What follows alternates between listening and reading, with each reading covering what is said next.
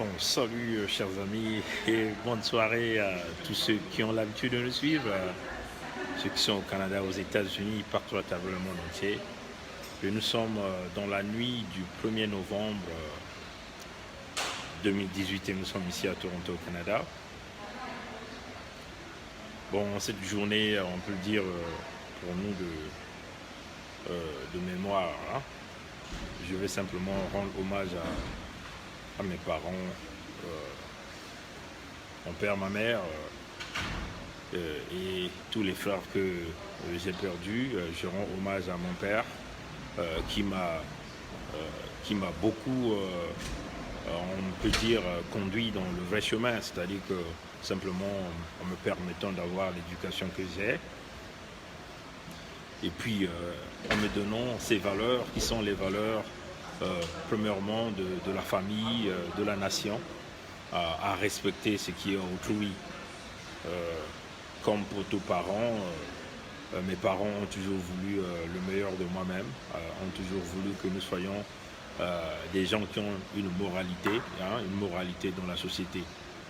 Bon, malheureusement, ils ne sont plus là. Je veux donc simplement leur rendre hommage. Je rends hommage aussi à ma mère, celle qui s'est battue, celle qui m'a mis d'abord au monde, celle qui m'a élevé, qui m'a beaucoup aidé dans son éducation, en me protégeant, toujours en me conservant.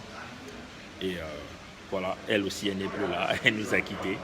Bon, c'est aussi à notre tour de pouvoir élever nos enfants, surtout dans le respect d'autrui, dans le respect des valeurs d'autrui. Voilà, donc c'était comme ça que je vais simplement commencer ce petit direct de quelques minutes. Bon, ça y est, je vais simplement vous présenter quelque chose, chers amis. Permettez-moi de tourner la caméra. Bon, vous voyez, ça c'est le livre Tony Nkunku, le génocide des Lari. Voilà, c'est bien l'original qui vient d'arriver. Il faut le dire que nous avons déjà la version numérique, voilà. Et là, on n'attendait plus que la version papier qui est arrivée. Le livre est là. Le génocide de Lari, c'est bien une réalité. Il était nécessaire, la version numérique, nous l'avons déjà lue, mais comme nous sommes des collecteurs, on peut dire ces ordinateurs qui gardent des choses, nous collectons toutes les informations des données.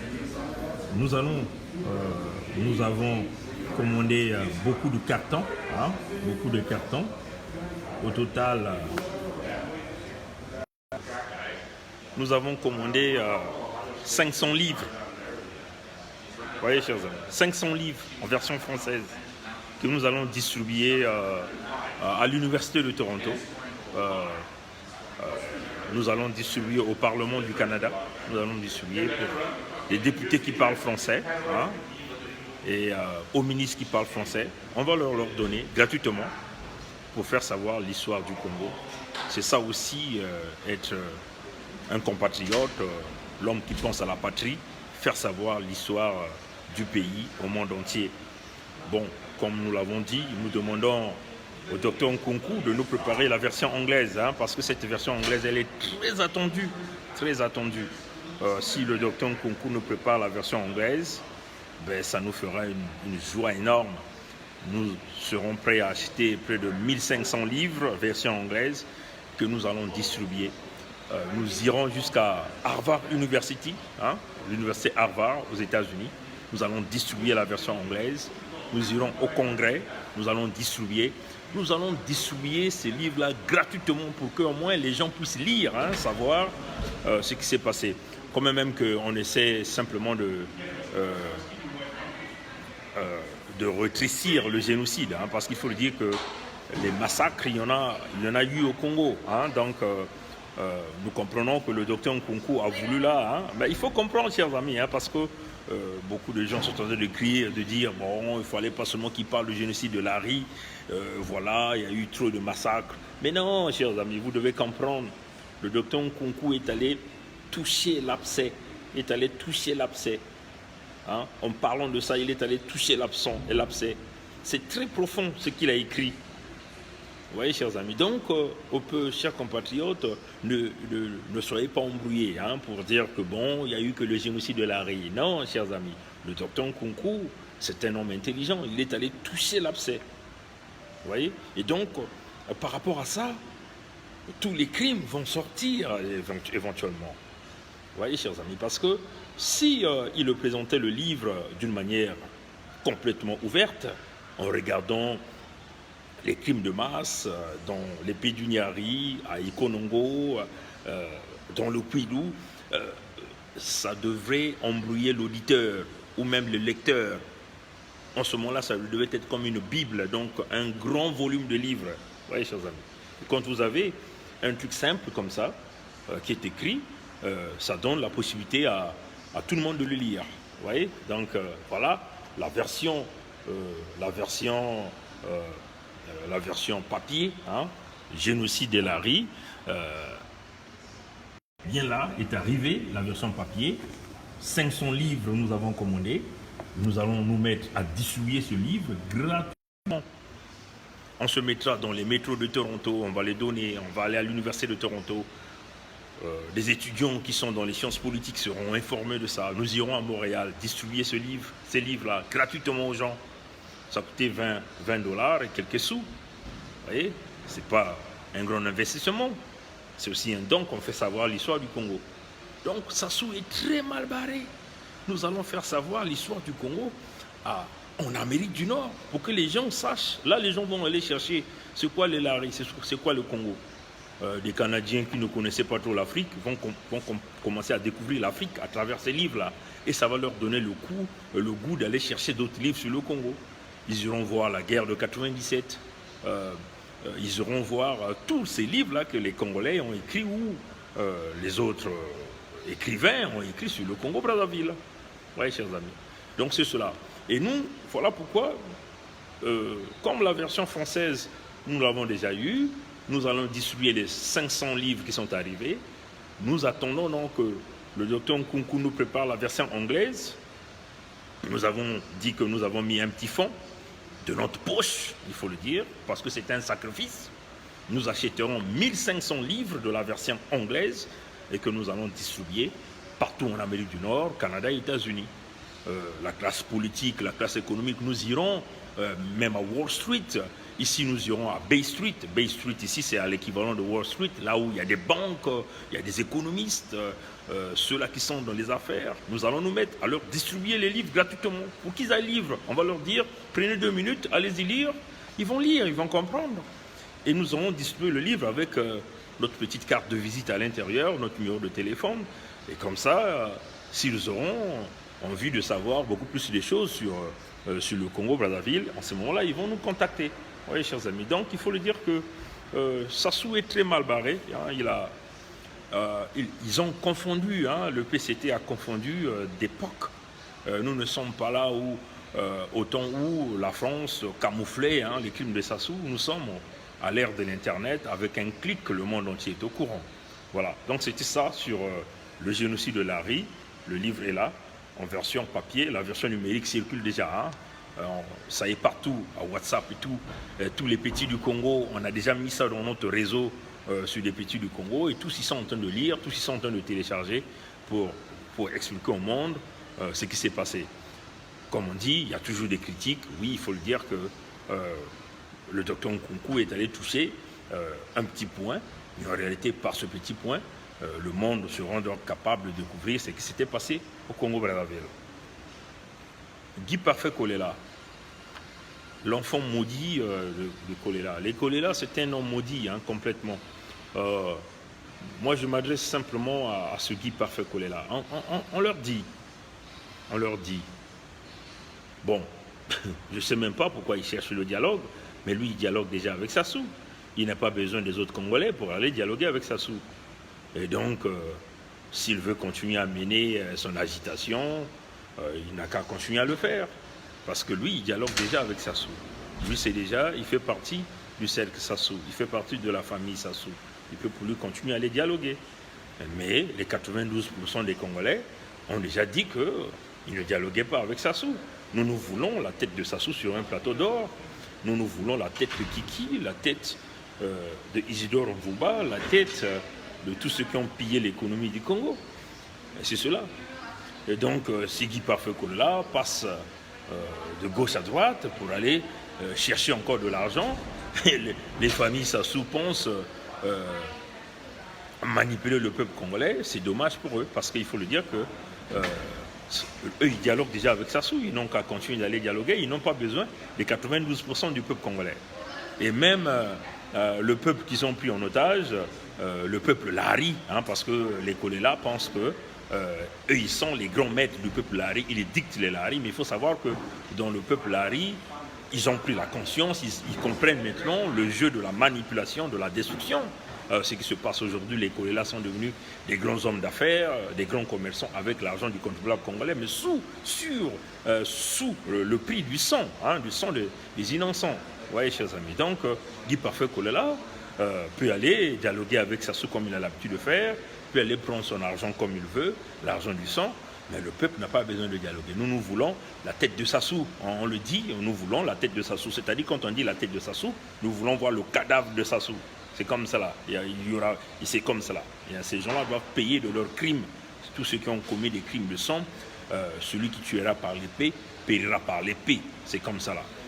Les kikis, ceux-là qui ont volé de l'argent, ils iront au cachot. Il faut le dire qu'il y aura la justice. Ils vont d'abord restituer tout l'argent qu'ils ont volé. Les Claudia, même les femmes qui ont pillé l'argent du Congo, toute femme qui a pris l'argent du Congo, il faut le dire qu'elles iront au cachot. S'il faut que à cette période-là qu'on puisse les torturer pour qu'ils nous disent où est-ce qu'ils ont mis l'argent du Congo, ben, on appliquera les tortures. En ce moment-là, les tortures seront mises dans la constitution du Congo. On va voter une loi spécifique pour torturer ces gens-là, pour leur pousser à sortir l'argent du Congo. S'il faut que ça arrive, les Congolais vont se décider s'ils veulent aller sur ce chemin-là. Parce qu'à un certain moment, il faut la chicotte aussi pour que ces gens-là sortent l'argent du Congo. Vous voyez, chers amis. Donc, Guy Parfait Kolela, il peut aller dialoguer avec Sassou, comme d'ailleurs c'est qu'il a l'habitude de faire chaque soir. Sassou, c'est son père adoptif. Sa petite sœur sort avec tous les gens du système. Toute leur famille, c'est des gens maudits. Comme même que Sassou a tué leur père, Bernard Kolela, mais ils sont demeurés, les enfants adoptifs à Sassou. Ils sont toujours en train de berner le peuple du Poul, pour que ces gens-là, ils pensent que le Poul leur appartient. C'est ce qu'ils pensent, les Kolela. Et les gens de Ntoumi. Vous voyez, chers amis. Voilà. Nous voulons attirer l'attention des ex-prisonniers, ceux-là que Sassou venait de sortir. Nous sommes au courant du petit deal qui se passe derrière les portes, ainsi de suite. On veut leur préparer à aller dialoguer avec un Sassou. On veut leur préparer à participer à soi-disant un gouvernement d'union nationale piloté par les gens de Sassou. Mais ce que, chers amis, nous voulons vous dire, c'est que vous ne comprenez pas, dans la plupart des temps, quand Sassou fait un gouvernement, ce gouvernement est bourré des gens du Sud, des Congolais du Sud. Mais ces Congolais du Sud ne sont que des figurants. Ils n'ont pas le pouvoir économique, ils n'ont pas le pouvoir militaire, ils n'ont pas le pouvoir politique en réalité. Ils ont des portefeuilles qu'on leur donne des miettes pour gérer. Et c'est comme ça que Sassou embrouille le peuple du Sud, donc les Congolais du Sud. Vous voyez, chers amis. Donc, Sassou veut encore utiliser la carte avec la diplomatie française, pilotée par Bertrand Kossuri, qui est l'ambassadeur de France au Congo, qui est déjà là derrière les couloirs pour aller convaincre, entre guillemets, les opposants, ceux qui ont été prisonniers, ceux-là qu'on a sortis dans les prisons, donc pour leur convaincre, afin qu'ils puissent s'allier à Sassou dans le camp de l'opposition, sans pourtant toucher au pouvoir, et en ce moment-là, ils auront leur part du gâteau, et donc constituer ce qu'ils ont appelé le gouvernement de transition ou gouvernement d'union nationale. Oui, chers amis. Donc, nous sommes informés de cette magouille qui veut se faire. Donc, nous attirons ici l'attention de tous ces opposants qui furent entre-temps des prisonniers de Sassou, parce qu'il faut dire que ces opposants-là sont toujours les prisonniers de Sassou. Ils sont toujours les prisonniers de Sassou. Comme même qu'ils ne sont plus au cachot, mais ils sont dans le cachot qu'on appelle le Congo-Brazzaville. Le Congo-Brazzaville est un cachot à ciel ouvert. où on empêche les gens de voyager, on empêche les gens de voyager à l'intérieur même du pays, où on est en train de confisquer les passeports pour empêcher ces gens-là de sortir, où tous leurs téléphones sont à l'écoute 24 heures sur 24. Vous voyez, chers amis.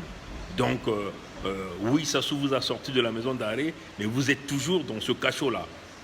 Il faut le dire que tout jeune du Congo est prisonnier politique. Hein? Toutes nos mamans, toutes nos sœurs, toutes les populations, ceux-là qui vivent au Congo, sont tous des prisonniers politiques. Donc vous voyez que les quelques têtes que Sassou qu'on considérait comme des prisonniers politiques, certains qu'on a sortis, qui sont maintenant dans les couloirs en train de négocier avec Sassou, avec la complicité française, nous sommes en train d'attirer votre attention. Parce que le système du baie vitré, tout le monde voit tout le monde écoute tout le monde parle à tout le monde, est déjà informé. Donc, faites attention à vous, parce que le peuple congolais qui est en train de chercher sa libération, en ce moment-là, confondra tout le monde. Même si vous avez été de notre côté, vous avez souffert dans les prisons et que vous partez négocier avec Sassou, on vous le dit, vous serez tous mis dans le même panier. Parce que notre objectif est clair, nous voulons le crâne de Sassou, nous voulons le crâne de Kiki, nous voulons le crâne du PCT, de tous les membres du PCT. Parce qu'il faut le dire que toute cette vieille classe politique, on n'en a pas besoin. Hein. Leur expérience on a foutu le pays dans la merde, a mené des guerres au Congo, a mené la destruction complète du Congo, a mené l'Armageddon, l'apocalypse économique. Et cela, chers amis. Voilà, donc c'était ça le petit direct d'aujourd'hui. Nous voulons faire passer le message à Guy Parfait Kolela et aux anciens prisonniers, mais ils ne sont pas anciens, ils sont toujours les prisonniers parce qu'ils demeurent dans la prison, qui demeure le Congo-Brazzaville.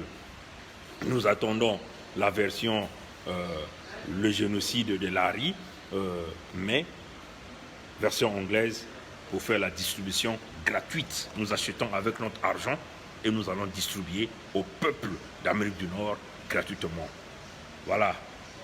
Dieu nous garde, que Dieu nous bénisse. Merci et au revoir. Encore une fois, on va vous présenter le génocide de Lari. C'est bien ça, ça est là, 500 livres, 500 livres est arrivé à distribuer gratuitement partout ici au Canada. Ça soit mal barré, il a confondu les périodes. Au revoir.